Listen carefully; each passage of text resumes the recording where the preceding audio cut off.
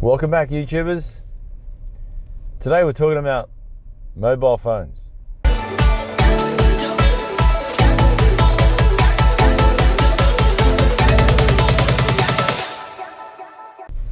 Now, recently I can't help have noticed a bit of a trend. In China we have mobile phones that have two SIM cards. We have dual SIM card phones, which has got lots of advantages. Like for me, as an expat foreigner, and I'm always keeping in touch with Australia and head office and all my other investments and things in Australia, I still maintain my Australian SIM card in my phone. It's still accessible, still works. And also my Chinese SIM, my local SIM for living here. You get the best of both worlds. You don't have to pay crazy roaming costs and insane charges having your Australian or your overseas SIM card and using that in China. You can still function in China. You can do everything you need to do in China with a Chinese SIM. In fact, most of the apps here require, and the banks here, everything they need. You need a local Chinese SIM to be able to get all your messages and security codes. China's very big on security codes. Everything you do, you want to log into something, you want to verify something, it will send you a security code to then enter the security code. It sends you a security code through SMS. Now, the reason for my sending this video right now is not to tell you we have dual SIMs, because I think a lot of you already know this. But recently, I have had, this last 2 years, massive increase in the rate of the volume of spam messages, SMS messages to my Australian SIM. It is out of control. I just wanted to highlight there's a bit of an interesting difference here between phone companies, the phone providers, phone service providers. In China, everyone complains because everything is checked and filtered and controlled and everything's owned by the government and scary. They're all watching everything. They can filter all and look at all your messages and they see everything and they're spying on us. That's a really load of crap. They've got no time to spend spying on a few foreigners floating around China. Now, there are some very good advantages to a bit of a tighter control on these companies. Just the pure nature of the system set up here with text messaging. Text messaging has become probably only used for alert messages, and it's not really used in QR code, like feedback messages, security codes, but it's very rarely used now by individuals because everyone lives in social media apps like WeChat, which is constantly used for business communication, personal communication, for payments, for everything.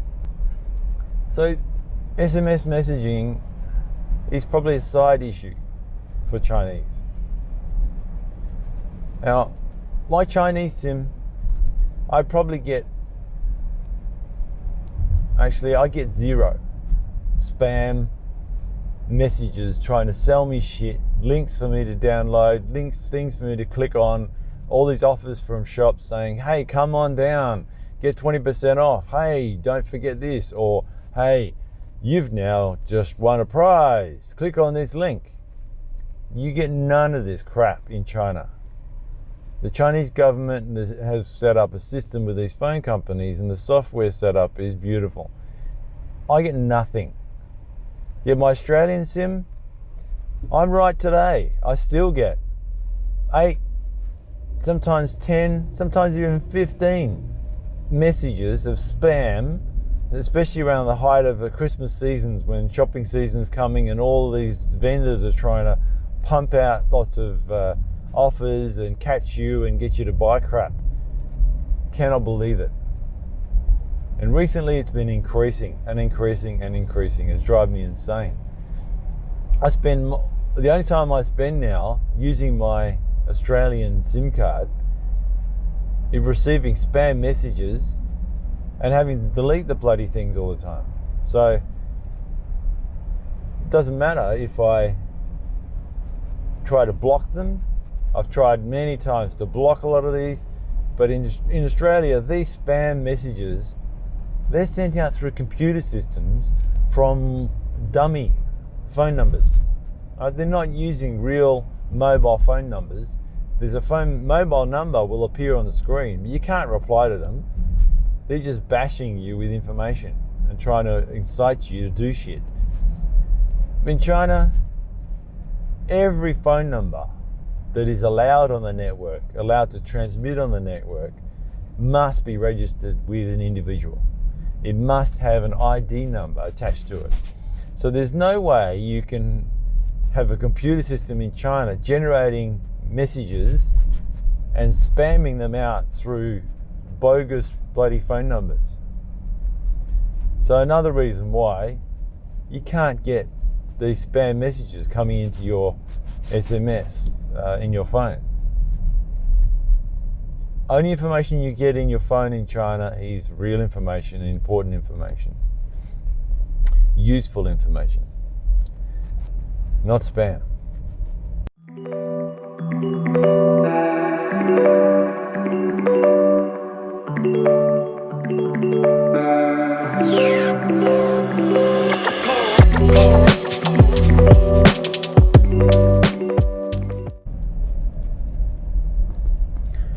It's a wonderful thing, not having people bothering you all the time.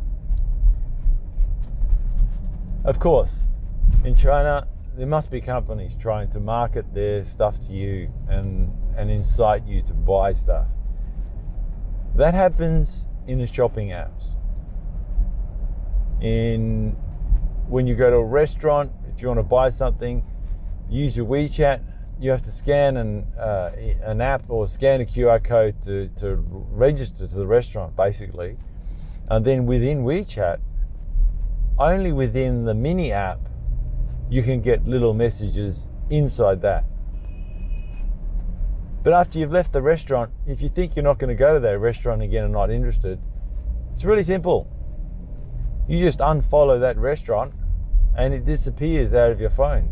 And they have no reason to approach you, attack you with any messaging or alerts or anything into your phone. So again, you have total control here on your phone. You have total control on the spamming and crap that gets into your phone to annoy you. All right, I hope that was interesting. I'm off to work. Like the video if you found it interesting. Forward it to your friends.